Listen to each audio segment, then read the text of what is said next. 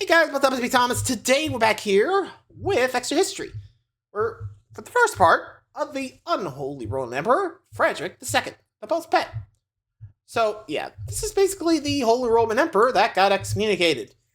I think actually Jack Rackham has a video on the guy, so I think you get more info there. Not sure.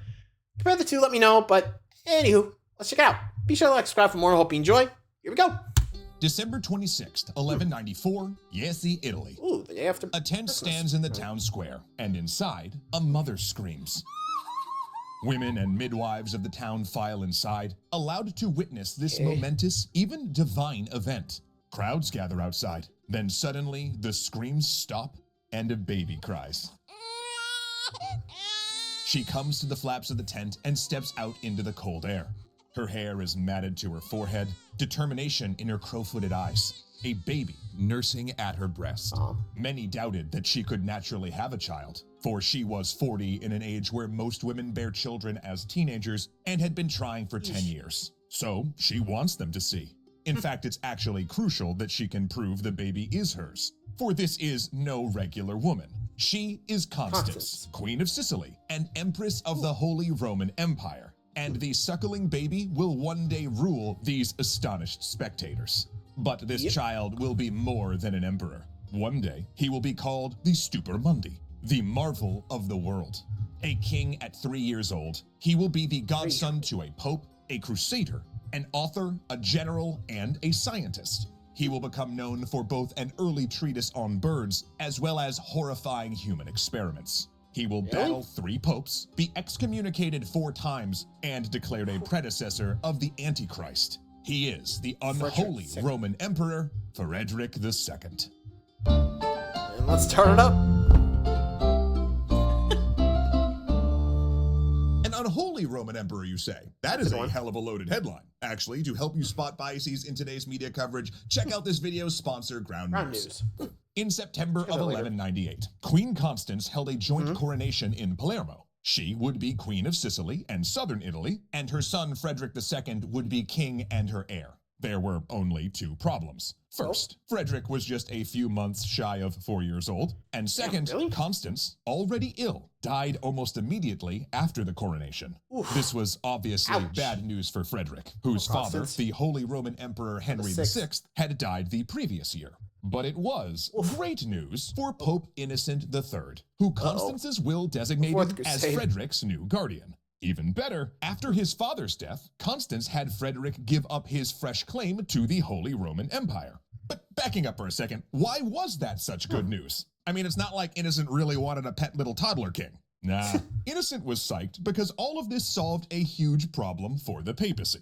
See, for generations, the Holy Roman Emperors, who had to be elected by the nobility and controlled modern Germany, as well as a good deal of northern Italy, had been trying to get their hands on the Kingdom of Sicily, which included southern Italy. Except doing that was a direct threat to the Papal States, since linking those 2 kingdoms would mean it was completely surrounded. And to the horror of the papacy, Frederick's father Henry VI had managed to do it. See, after the Second Crusade, he'd captured Richard the Lionheart, hey, crossover in an old series, look at that, and would ransom him to Eleanor of Aquitaine, double crossover, then use the money to raise an army and capture Sicily.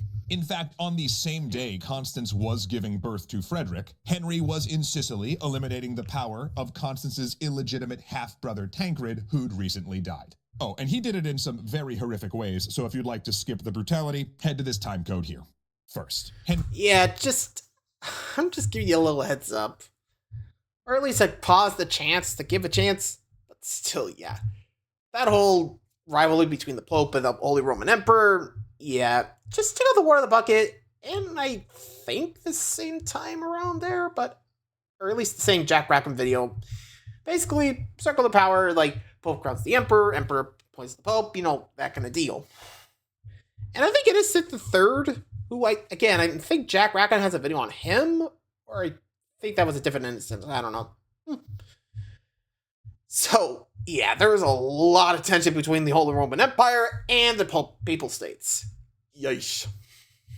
But anywho, sorry for fans. Here comes what happened to Tancred.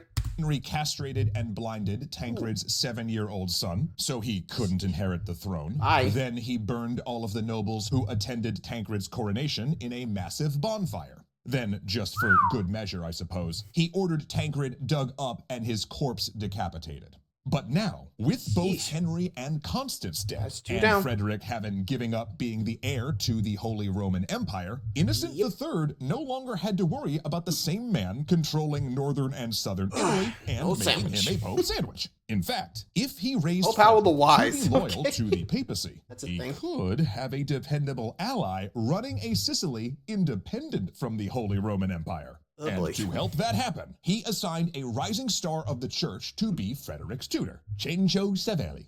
And while this pint-sized king of Sicily was a wild little boy, it was very clear from the beginning he was an exceptionally bright one. Though Frederick did also refuse to be contained in the palace. He ran all over Palermo as though it was his playground, following his curiosity, and if his later life is anything to go by, probably trying to find really cool birds. Yeah, Frederick would have a lifelong fascination with birds, their behavior, their anatomy, and especially their use in hunting. And since he was often just sort of ignored, he did have a lot of time to run around chasing birds and doing whatever took his fancy. Yet that adolescent avian anarchy was also being mirrored in the political situation at court. To put it simply, Sicily was a mess. When Constance had died, a German military captain who'd served with Henry besieged and captured Palermo, claiming to be regent and Frederick's protector. Though technically independent, that captain was connected to Frederick's uncle Philip, who was now ruling the Holy Roman Empire, uniting Sicily and Germany again, prompting Pope Innocent to excommunicate the captain and declare a crusade to retake Sicily. This would be the story, essentially, for all of Frederick's childhood. Another German captain would take over, they'd fight the Pope, and occasionally just threaten to take Frederick's throne entirely on the pretext that Constance had been too old to have a baby, and Frederick was just a peasant imposter. Of course, we don't want to belabor this period too much, because we actually don't know it gets much confusing about as heck. Frederick's childhood. But here's the things we need to remember about the world that Frederick grew up in.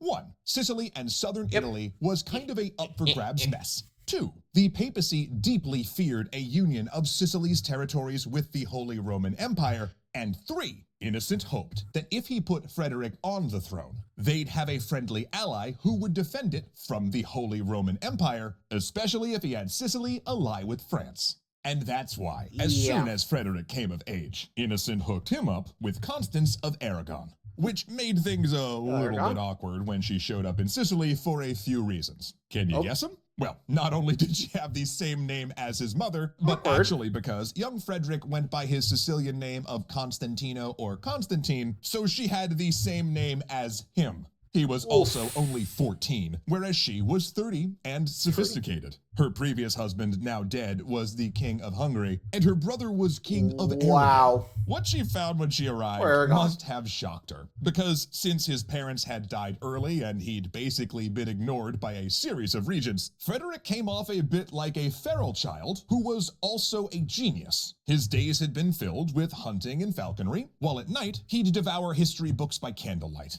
And one of his favorite things was to just roam Palermo, speaking to and observing the different communities there. The island had been Muslim territory for 2 centuries, so there was a significant Islamic population, as well as Jewish enclaves. Then there were North Africans and Moors, the Normans of his mother's people, and of course the Germans who'd settled there after his father. It was an extremely cosmopolitan society, and Frederick had been shaped by it.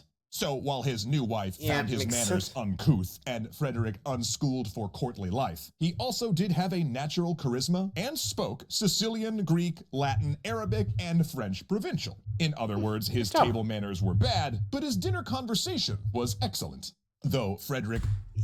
though I'm guessing with Frederick, again, he was more interested in birds, so you can see where that's... And I don't think Pope's got anyone to blame but the guy he put in charge. Like, dude, it's got like someone that can actually have the time. Point them, not the guy that's like ignores them. That Frederick just wants the birds, not him. Jesus Christ. Or Constance of Aragon. I'm just gonna call her Aragon just to make sure. Like, Nord. Ouch. Honestly, if I met Frederick II, I don't know what to think of him. I'd try to get to know him, but anyway.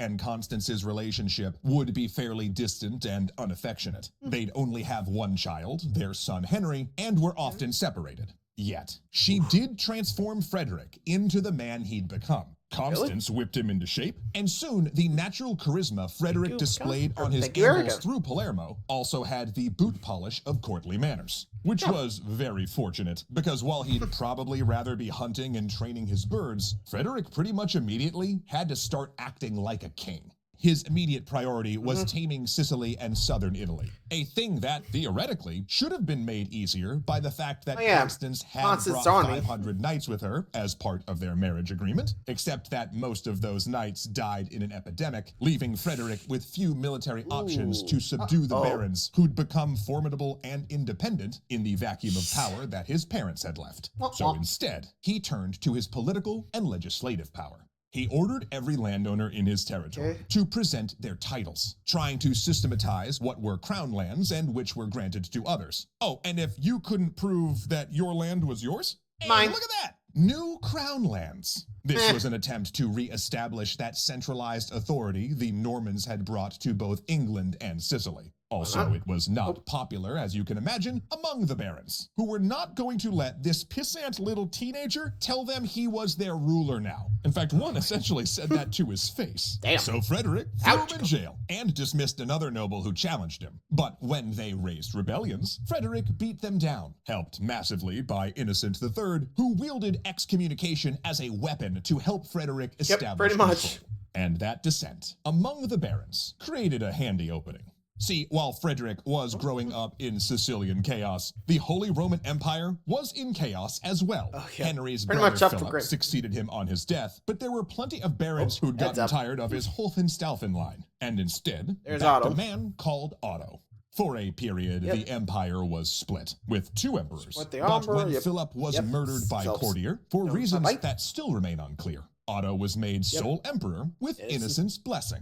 And in thanks, Otto immediately turned around and invaded Italy in support of, let me just check here, Frederick's rebellious barons. Here we go again. Otto besieged Rome, demanding that Innocent III rescind the previous agreement, allowing the Pope to appoint the Holy Roman Emperor's bishops. Innocent, of course, excommunicated Otto. Bye-bye. But here's where destiny starts to step in. Okay, so not everyone back in the empire was very happy with Otto, especially those who had backed Philip before he died. And those German nobles suddenly remembered, hey, you know, Henry's son is kicking around down there in Sicily looking pretty dynamic. And he's a Hohenstaufen. And you know, while Otto is excommunicated, I mean, this kid Frederick is super tight with the Pope. So, a general council convened and declared Frederick, who, mind you, had never been north of the Alps and had little interest in what lay there, the new king of Germany. Which was perfectly timed, because you see, when the news reached Frederick, he was actually preparing for an invasion from Otto he knew he couldn't repel.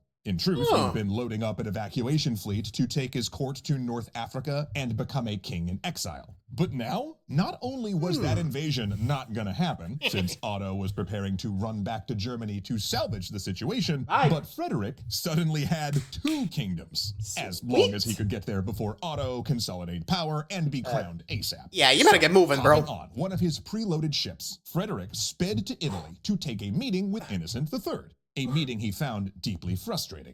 Now, Frederick was grateful for Innocent's support. Don't get us wrong. I mean, it had been Innocent who helped urge the German nobles to declare Frederick King of Germany. But Frederick was starting to feel increasingly like Innocent was keeping him on a leash. See, in desperation, Innocent had gone against long-term church policy by backing the same man as king of both Germany and Sicily, and offering to bless Frederick's election as Holy Roman Emperor. And in return, he wanted Frederick to promise to not incorporate Sicily into the empire. In fact, he forced Frederick to name his son Henry King of Sicily and leave Constance as regent while he went to be crowned in Germany. You know, a sort of down payment on splitting the monarchies, if you will. And oh boy, Frederick was not happy about that. Not at all. But he was under a... Yeah, I mean, can't blame him. Like, dude, you had two kingdoms. Like, sheesh. Even I would have been pissed. Dude, I was about to inherit two kingdoms. What are you doing, man? Ugh. Which, yeah. if I was in his shoes, I'd be like, dude, not funny. Getting livery clean with the kingdom. Like, if you just keep, here with me, we're good. You don't have to worry about that Italy sandwich, I mean, remember, back at the beginning, that's what the people were worried about, Germany up north, Sicily to the south. They're trying to control one or the other so that both don't just squish them. Just saying, you know how it goes. Anyway. Time crunch, so he agreed and sped his way to southern Germany. Now, to say it was close would be an extreme understatement. How close we take? Frederick's 300 men reached the city of Constance in southern Germany in early September and demanded entrance. They knew Otto's army was close behind. Initially, the garrison refused, declaring their undying allegiance to Otto. But when Frederick had a priest read the bull of excommunication against Otto, the city opened its gates and bid him enter. Thank you. Only 3 hours later, I cannot stress how nuts that is, Otto and his starving army huffed up to the gates, requesting the welcome feast that they knew had been prepared for them, only to find there was none left to give. For Frederick and his army were in Otto's city, eating Otto's banquet, and they weren't going anywhere. 2 months later, Frederick was officially crowned King of Germany, though for the next several years he would rule only in the south. Otto still held the north. That is until he was defeated and withdrew into his own little circle of followers to quietly die. But then, Frederick did something that surprised Innocent and all those watching. Heck, it might have even surprised Frederick a little himself. The newly crowned King of Germany, well on his way to becoming Holy Roman Emperor, he vowed to take the cross and go on crusade. But when he does so, his relationship with the papacy will have already soured. And this learned king, this scientist and ruler, will be in conflict with the papacy rather than being its puppet. For he will crusade under the punishment of excommunication himself. What? Oh man, that is a defiant theme that seems a little too familiar even into... Yeah, no kidding. Like, jeez. You go crusade and you're just, excommunicated? Like, what the heck did I do? Like, I helped you with Otto. What the heck? Jeez. Poor Frederick. That guy got screwed over. It fight for the Pope, but the Pope's just like, what are you talking about? You've been excommunicated. Like, what? Jeez. That's messed up. Anyway, thanks for watching this one, guys. I'll get part 2 some other time. Later.